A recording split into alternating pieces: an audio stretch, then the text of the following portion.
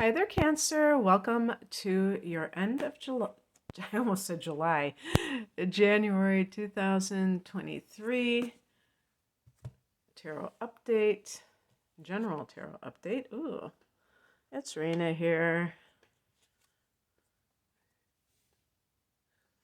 I would definitely, oh my goodness gracious, I would definitely advise you to listen to I guess you would call it kind of like a podcast where it's just an audio that I did.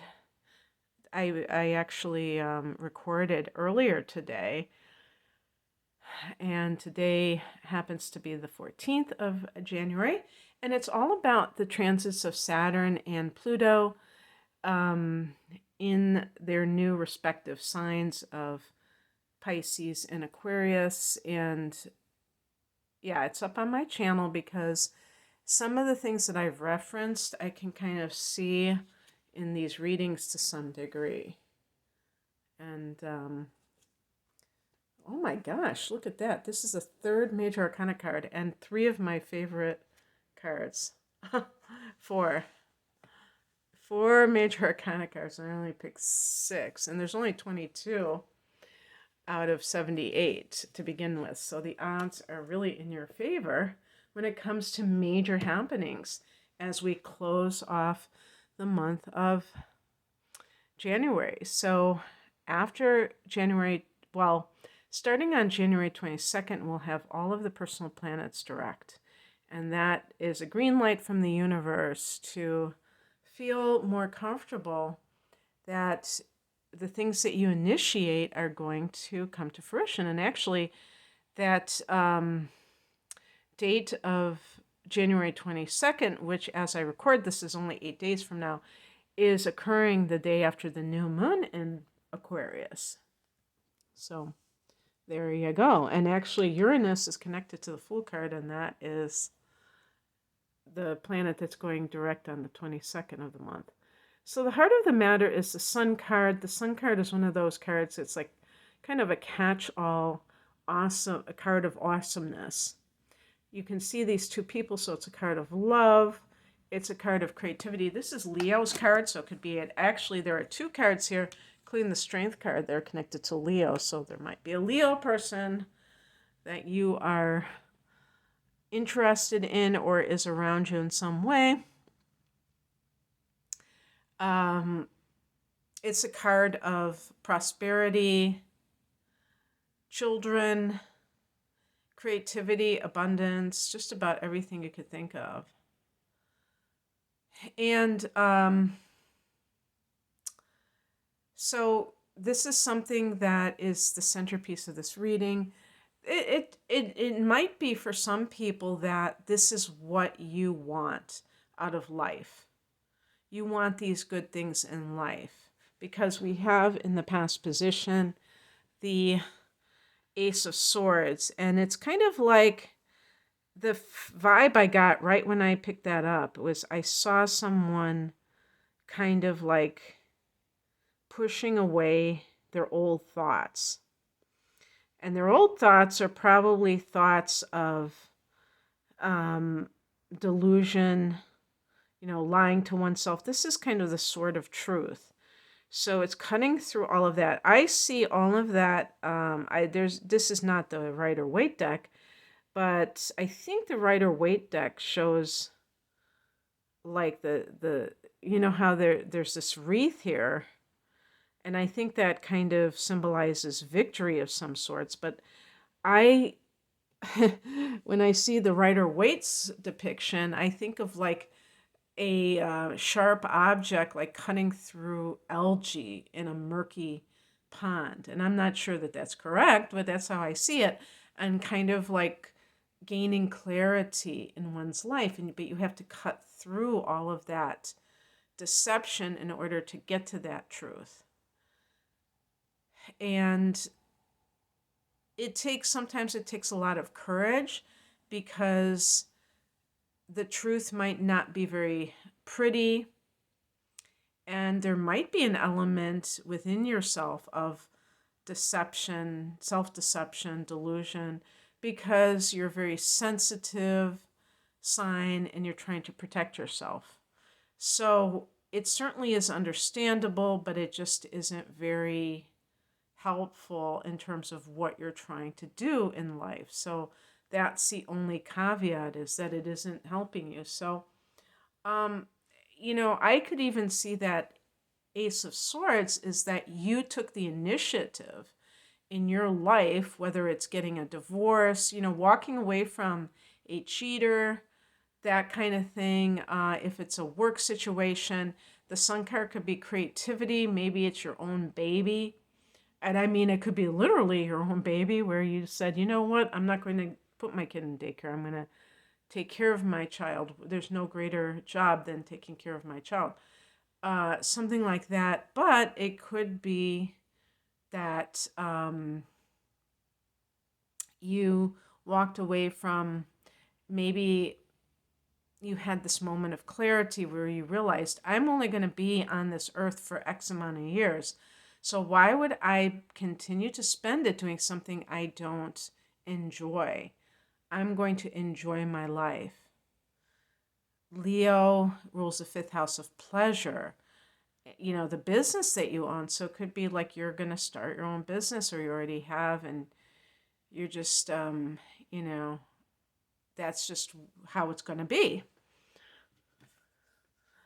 The higher message is the Fool card. It's embracing the mystery. It's the zero is the mystery. You don't have this template all nailed down. You might be charting your own course, whereas before you might have had a paint by numbers situation going on. When you major in something, there's all these like little boxes you tick off, hoops that you jump through, and then you can, be whatever it is that you think you want to be.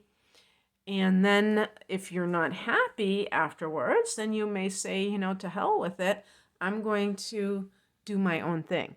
Because the Fool is connected to Uranus, it really is this individualistic vibe that is very much embracing the individual. Duh. Then, the hive mind, the matrix,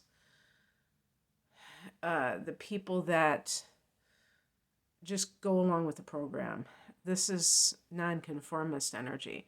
I've often said that I truly believe, based on my observations of people born under the sign of Cancer, that Cancer overall is a traditional sign. And that is a general statement. There are always going to be outliers with all signs. And you can even look to their astrological chart to see exactly why this is. Some of you may have a conjunction between the Sun and Uranus, and you just are naturally very independent, individualistic. You don't care what other people think of you. Some of you might care what other people think of you. But it's like with the Fool card in the higher message position, it's like you've just been through too much. You don't care anymore, because the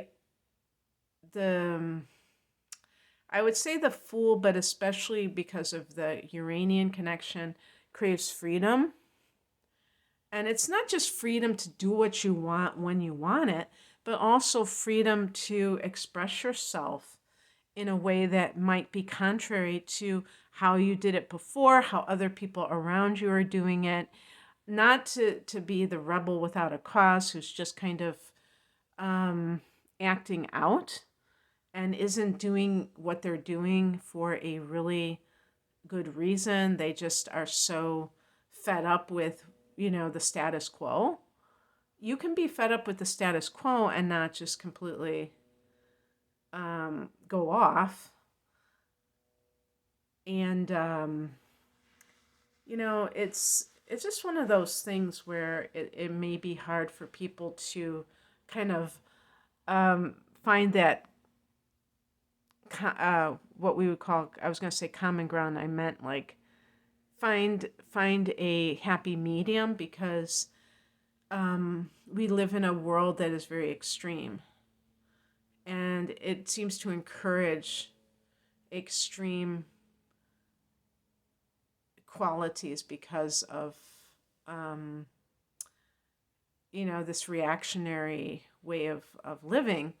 And when we take action that is coming from, that's organic to ourselves, authentic to ourselves, then we're no longer um, really slaves to somebody else because we are doing things from a sovereign standpoint. What crosses you is the Six of Swords. This is a card of choosing peace over drama, and it can actually involve moving house, moving physically away from, whatever's going on. You can see there's another person with this individual, so sometimes it can be, that you're moving your family somewhere. But in the Rider-Waite deck, I think they show in the background some smoke and like there's been some kind of upheaval, and they're going to more calmer environment and things like that. But this could obviously just be you by yourself. You might not have a family that you are involving in this. But this is in the challenge position. So for some reason, Cancer individuals may be resisting doing certain, letting go of certain things because I'm not going to say because you enjoy the drama, but it might be because you're used to the drama, meaning that it would feel weird to not have this kind of a battle. And speaking of battles, I would say especially if you are a Cancer person who has, Mars in Aries, the moon in Aries, where or even Scorpio, which is co-ruled by Mars, or just you have personal planets that form angles to Mars, because sometimes this can lead to people who are on a crusade in life, and they always assume that they're going to have to fight for something. And it can get people addicted to drama inadvertently. And with the Sun card, you may have these blessings in your life that are occurring like you're just like one after the other, and then you still have this refusal to leave. So if this is like a relationship issue, the Sun card could be like your career success, but your personal life is in shambles. And one of the reasons is that you found something out about your partner and it's hard for you to leave. The claws of the crab hold on to people. You're very tenacious about that, Cancer, even if that person is not showing signs of being loyal or being, like being committed.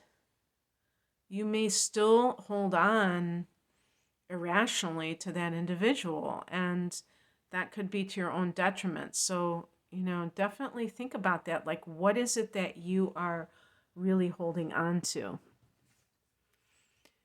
What's coming in is the Magician, and this is a card of self-empowerment. And the Magician is about a person who is self-sufficient in their manifestations.